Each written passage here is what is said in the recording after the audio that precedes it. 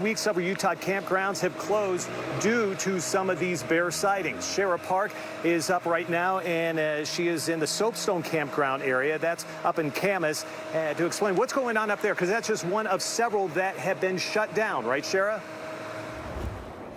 Yeah, that's right, Mike. We've got a bear that's been rummaging around the Soapstone Campground in Summit County, and it's looking for food. That's the bottom line.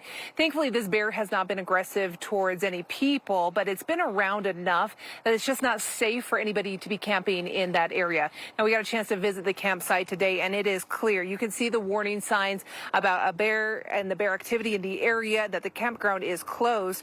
According to DNR, the bear started showing up the weekend of the 19th. And then returned the 23rd. And each time it's trying to get into coolers and trash bins. DWR, they set some traps with some bait. However, those have been unsuccessful so far. A big part of the issue was initially the dumpsters were really full of trash and food and things from campers.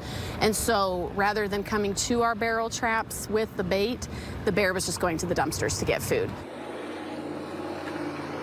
Now, wildlife officials say those dumpsters are now empty, so the hope is that the bear will be caught soon. But earlier this week, on Tuesday, we had a similar situation unfold in American Fork Canyon. A 5-year-old black bear was caught and euthanized after it visited several campgrounds, including the popular Granite Flats. The bear had a radio collar that helped wildlife officials track it down. Eventually, it fell into a live trap in the Timpanuki campground. DWR says that the bear showed little to no fear of humans and had bluff charged officers earlier in this week. They say it made a habit of looking for food in the campgrounds, creating a dangerous situation for people visiting the area.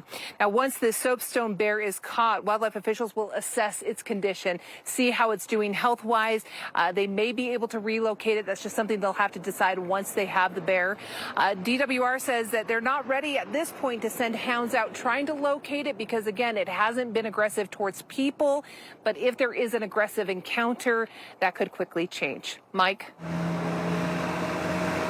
Certainly have people a little unnerved, though, if they're camping in that area. All right, Shara, thanks for that update. All right, so this raises a question. Why have there been more of these bear sightings here lately over the course of the past weeks and months here in Utah? Well, we spoke to an expert with DWR. He talked a little bit about that to us earlier today. Darren DeBlue, Game Mammals Program Coordinator here, says that we've always had good-sized bear populations in the state, from Cache to Washington counties.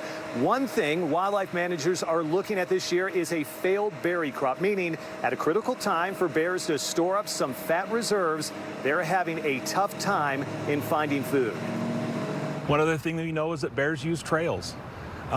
They want to take the easy route just as much as we do, and so often they will use trails, and so that it can increase the likelihood that someone will encounter a bear on the trail.